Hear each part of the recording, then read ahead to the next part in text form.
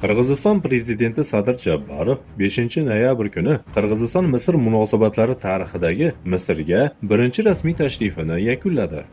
Ushbu tashrif davomida Japarov Qohirada Misr prezidenti Abdulfattoh as-Sisi bilan muzokaralar olib bordi.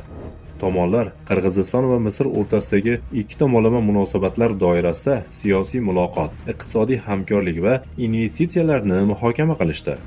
Japarov ilgari hech bir Qirg'iziston prezidenti Afrika mamlakatlariga tashrif buyurmaganligini ta'kidladi va o'zining Misrga tashrifini tarixiy deb atadi.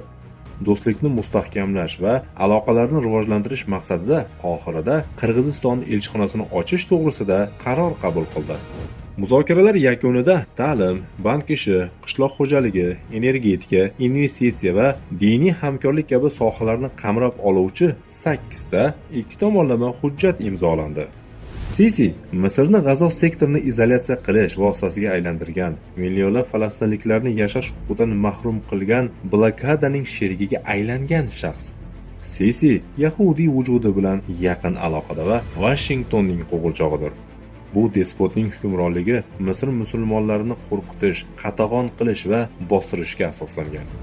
Aynan shunday xoin, Allohning dushmanlari manfaatiga xizmat qiladigan odam orqali Japarov Afrikaga kirdi. U xoin tomonidan qo'riqlanadigan darvozadan kirib, bu xiyonatga sherik bo'ldi. Japarov o'z harakatlarini davlat manfaatlari bilan oqlab, G'azo musulmonlari bilan birdan bo'lgan Qirg'iziston musulmonlariga xiyonat qildi. Islom ummati butun kuchlarini xoinlarni taxtadan ag'darishga qaratishlari zarur. Chunki zararni bartaraf etish musulmonga shar'an farzdir. Ammo rejimlarni ag'darmay turib, hokimiyat tepasidagilarni almashtirish yechim emasligini tushunish muhim.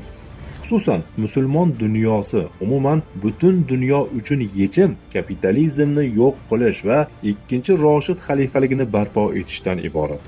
Faqat shu davlat musulmonlarni avvalgi buyukligi va sharafiga qaytaradi. Aynan xalifalik G'arbning ambitsiyalari va jinoyatlariga chek qo'yadi.